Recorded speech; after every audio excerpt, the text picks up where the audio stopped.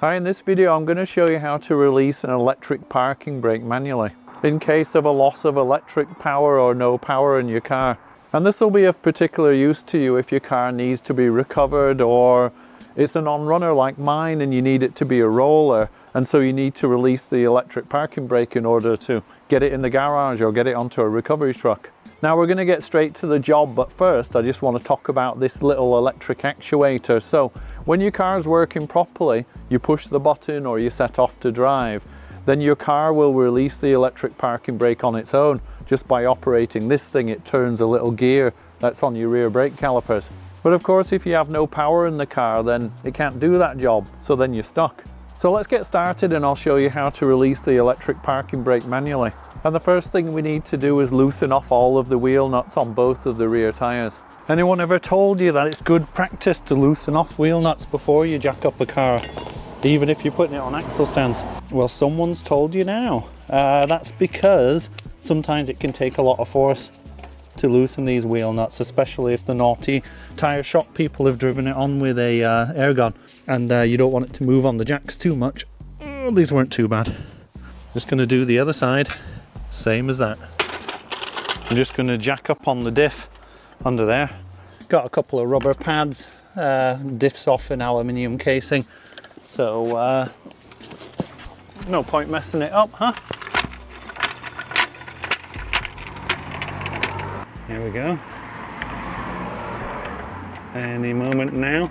You've noticed the quick jack part of this jack doesn't work. Using the existing jacking points, that plastic block on the sills,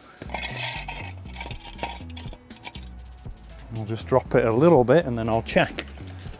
Okay, that was a lot, but I'm still going to check. Oh yeah, that's nice. The other one's good too. So now with the car safely supported, I'm just going to spin those wheel nuts out the rest of the way. By the way, it's important to know which wheel came from where, because the tyre pressure sensors are specific to each corner. So I'll make sure this goes on the right, well, the left rear again. Just need to go and do the same at the other side. And here it is. Let's have a nosy. So what we're looking for is an electrical connector that goes to some kind of actuator of some kind. So let's have a look. So this here is your electric parking brake actuator module. That'll be the power to it. So we're going to start by unplugging that electrical connection. There we go. Right. And then it looks like it's held on by some normal Allen key bolt screws. There's one there. There's bound to be one at the back too. We'll do the easy one first. There we go. Just broke that free for now while I do the other one at the other side. Okay, that's good.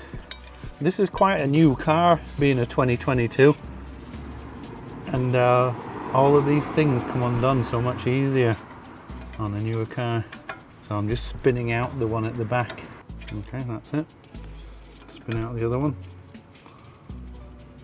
I'm just going to gently lever behind the back edge just a little bit. Okay, so that side's coming off a little bit.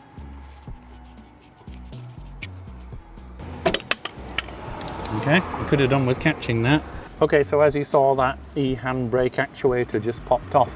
And inside there, it's a little Torx drive. And so what that means is that I can get a little Torx socket, put it on the back of the shaft, and I can effectively do the job that the actuator would have done if it had power.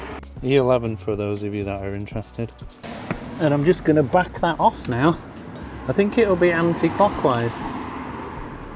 That feels tight. So let's go clockwise. Ah, yeah.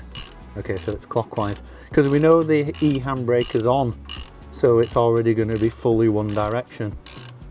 And so we just need to turn it the opposite direction. Okay, till it stops, like that. I'll probably re-grease in there when I put the actuator back on, but it's quite clean in there at the moment, so no harm in trying to keep it that way. So I've just got this rubber glove. Just going to put it over like that. Just going to hold that in place with some tape. Doesn't have to be perfect. Yeah, and then you guessed it, I'm just going to do the same at the other side.